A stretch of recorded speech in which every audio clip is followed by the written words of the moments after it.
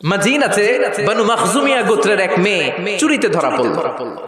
এখন এই মেয়ে ছিল অনেক বংশীয় একটা মেয়ে।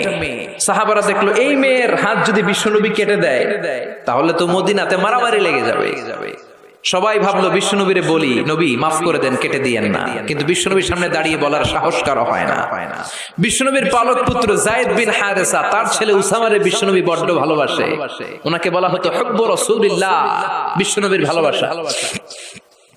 সবাই বলে উসামা আমরা পারবো না, তুই যা বিশ্বনবীর কাছে যে সুপারিশ কর, নবী যেন মেয়েটার হাত কেটে না দেয়।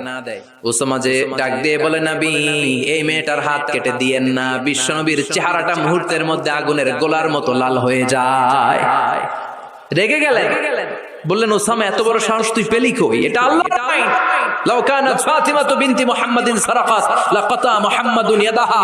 ওই বনু মাখজুমিয়া গোত্রের মেয়ে তো অনেক কাছের কথা, আমার কলিজার টুকরা নয়নের পুটুলি ফাতেমাও যদি চুরি করে ধরা পড়ে তার ডান হাত কেটে দিতে আমি বিশ্বনবী এক সেকেন্ডও দেরি করব না। আইনটা কার? এই চোরের বিচার হোক আমরা চাই কি চাই না? একটা চোরের বিচার যদি আমাদের 17 কোটি মানুষের প্রধানমন্ত্রী মাননীয় প্রধানমন্ত্রী শেখ হাসিনার তত্ত্বাবধানে জাতীয় মসজিদ বাইতুল মোকাররমের সামনে যদি একটা বড় চোরের হাত কেটে দেয়া হয় আর সবগুলো টেলিভিশন চ্যানেল যদি